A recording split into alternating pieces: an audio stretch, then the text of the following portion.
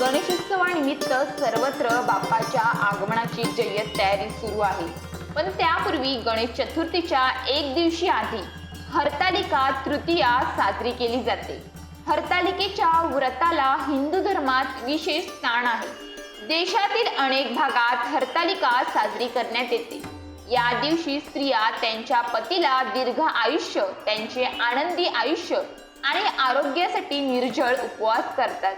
हिंदू दिनदर्शिकेनुसार भाद्रपद महिन्याच्या शुक्ल पक्षाच्या तृतीया तिथीला हरतालिका उपवास केला जातो। यंदा हरतालिका आज 6 सप्टेंबरला आहे। हरतालिका तृतीया साजरी करण्यामागे पौराणिक आख्यायिका आहे। भगवान शंकरासाठी देवी पार्वतीने सर्वात आधी हरतालिकेचं व्रत केलं होतं। हरतालिका 2 शब्द एकत्र येऊन तयार झालेला शब्द आहे। एक हरत आणि दुसरं आलिका। यामध्ये हरतचा अर्थ होतो अपहरण आणि आलिकेचा अर्थ होतो मैत्रीण। हे 2 शब्द एकत्र येऊन हरतालिका हा शब्द तयार झाला आहे। हरतालिका तृतीयाच्या निमित्ताने महिला निर्जल उपवास करतात। या दिवशी भगवान शंकर आणि देवी पार्वतीची पूजा अर्चना केली जाते। सर्व भक्तांना लाडक्या बाप्पाची आतुरता लागली आहे।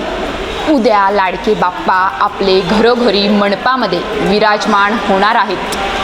दरवर्षी बाप्पा विराजमान होण्याच्या एक दिवशी अगोदर हरतालिका हा उपवास केला जातो। हरतालिका हा उपवास स्त्रिया करतात।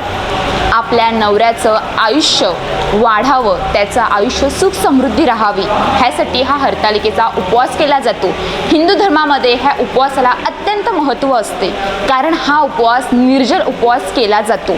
तर आपण मोनर येथील विठ्ठल रखुमाई या मंदिरामध्ये आलेलो आहोत। या ठिकाणी स्त्रियांनी उपवास केलेला आहे। त्या ठिकाणी स्त्रिया पूजा करण्यासाठी ह्या मंदिरामध्ये आलेले आहेत। आपण बघू शकतो का हे मंदिर अक्षरशः स्त्रियांनी गजबजलेले आहे। स्त्रियांनी आज वेशभूषा करून एकदम त्यांनी साडी प्रॉपर घालून तयारी होऊन ह्या पूजेसाठी आलेले आहेत। श्री पार्वती माता यांनी शंकर भगवानसाठी हा उपवास केला होता। तेव्हापासून स्त्रिया हा उपवास करतात आणि हा हिंदू धर्मामध्ये ह्या उपवासाला अत्यंत महत्त्व आहे, कारण हा उपवास स्त्रिया निर्जल उपवास करतात। ह्या दिवशी पाणीही सुद्धा पित नाही। काही स्त्रिया हा उपवास बाप्पा बसल्यानंतर म्हणजेच उद्या बाप्पाचे दर्शन घेतल्यानंतर हा उपवास सोडला जातो।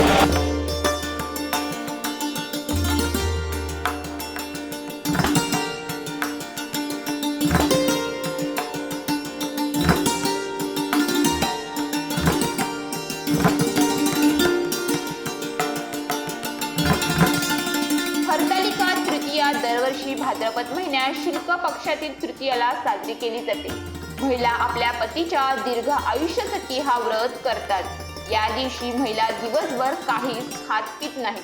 त्यामुळे हरतालिकेचा उपवास सर्वात कठीण उपवासापैकी एक मानला जातो। तर हाच उपवास करण्यासाठी आज मोनर येथील विठ्ठल मंदिर रखुमाई या मंदिरामध्ये स्त्रिया पूजासाठी आल्या होत्या। या मंदिरामध्ये आजूबाजूचा परिसर तसेच मंदिर स्त्रियांनी गजबजलेले दिसून आले। स्त्रिया ह्या हरतालिकेचा उपवास करण्यासाठी ह्या मंदिरामध्ये आल्या होत्या। दरवर्षी ह्या मंदिरामध्ये स्त्रिया उपवास करण्यासाठी येत असतात।